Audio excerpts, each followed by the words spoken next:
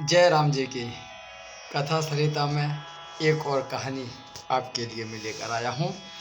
आज की कहानी का शीर्षक है विद्वान और इंसान। एक बहुत बड़ा मंदिर था। उस मंदिर में हजारों भक्त दर्शन करने के लिए भी आते थे।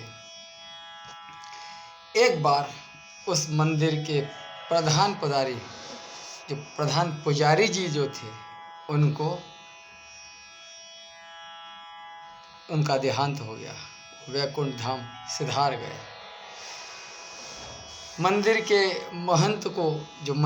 महंत थे उनको दूसरे पुजारी की आवश्यकता हुई और उन्होंने घोषणा करा दी कि कल सवेरे पहले जो यहाँ पर आकर पूजा संबंधी जांच में सिद्ध मिलेंगे, परिपक्व मिलेंगे, प्रावीण मिलेंगे, उससे ही पुजारी रखा जाएगा। बहुत से विद्वान सवेरे पहुंचने के लिए चल पड़े।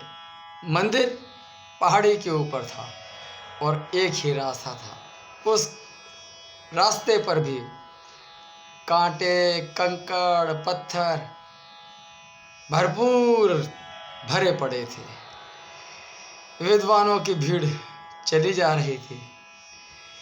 मंदिर की ओर उनको पहुंचना था, मंदिर में पहुंचना था जल्दी से जल्दी।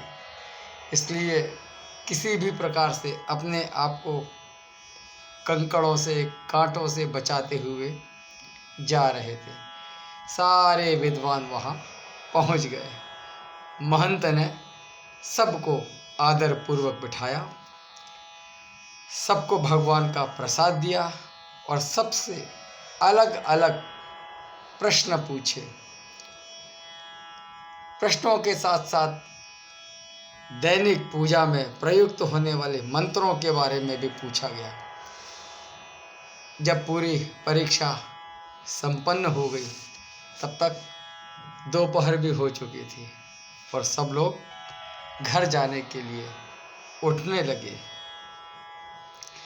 अचानक उसी समय वहाँ पर एक नौजवान आया।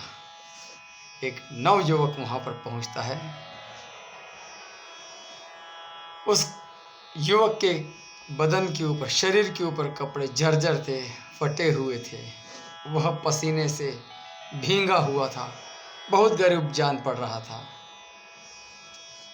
महंत ने कहा, तुम्हें तो बहुत विलंब हुआ आने में, बहुत देर हो गई।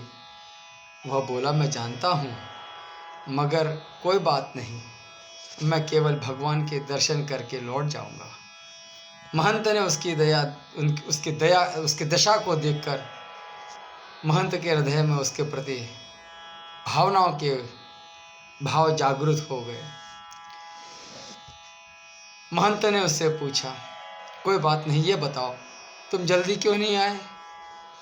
उसने उत्तर दिया, महाराज, घर से तो मैं बहुत जल्दी ही निकला था, मगर मंदिर के मार्ग में बहुत सारे कंकड़, पत्थर, कांटे पड़े थे।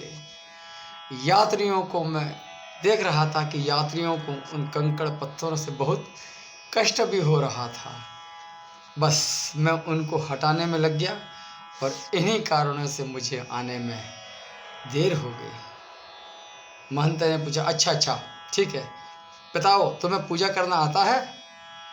उसने कहा, भगवान को स्नान करा के चंदन फूल चढ़ा देना, धूप दीप जला देना, भगवान के आगे भोग रखकर पर्दा गिरा देना और शंख बजा देना, इतना तो मैं जानता ही हूँ। महंत ने जब पूछा, और मंत्र? अब वो युवक उदास हो गया। वो बोला, भगवान से नहाने, खाने, ये सब कहने के लिए मंत्र भी होते हैं? ये तो मैं जानता ही नहीं था, मुझे तो पता ही नहीं था। यह सब सुनकर अन्य विद्वान हंसने लगे, सोचने लगे कि यह मूर्ख भी पुजारी बनने आया है।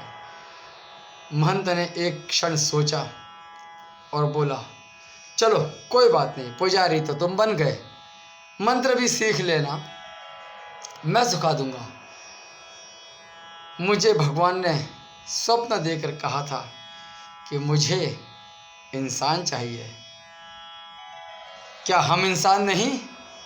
दूसरे जो आमंत्रित विद्वान बैठे थे, उन्होंने इसके ऊपर असंतोष जताते हुए पूछा, क्या आपको हम इंसान नजर नहीं आते? वे लोग महंत पर नाराज होने लगे। इतने पढ़े विद्वानों के होते हुए महंत तो एक ऐसे आदमी को पुजारी बना रहे हैं जो मंत्र पढ़ना भी नहीं जानता। यह तो सरासर हम विद्वानों का अपमान है। महंत जी ने विद्वानों की तरफ देखा और कहा, अपने स्वार्थ के लिए तो पशु भी जानते हैं। अपने स्वार्थ की बात पशु भी कर लेता है। बहुत से पशु बहुत चतुर भी होते हैं, लेकिन सचमुच में इंसान तो वही है जो दूसरों को सुख पहुंचाने का काम करता है, उनका ध्यान रखता है, जो दूसरों को सुख पहुंचाए और अपने स्वार्थ और सुख को छोड़ दे। वही तो सही अर्थों में विद्वान की अपेक्षा इंसान कहलाएगा ना। सारे विद्वानों के सर झुक गए। उन लोगों को बहुत लज्जा हुई। वे धीरे धीरे उठे, मंदिर में भगवान और महंत जी को नमस्कार किया और उस पर्वत से नीचे उतरने लगे। सोचने की बात थी कि उनमें इंसान तो कोई भी नहीं था। विद्वान जरूर थे। उतरते समय उनका मार्ग एकदम सुगम था। कोई कांटे भी नहीं थे, कंकड़ भी नहीं थे। मन ही मन लज्जित होते थे। ये थी आज की कथा। हमारे अंदर इंसानियत होना अत्यंत आवश्यक है। जय राम जी की।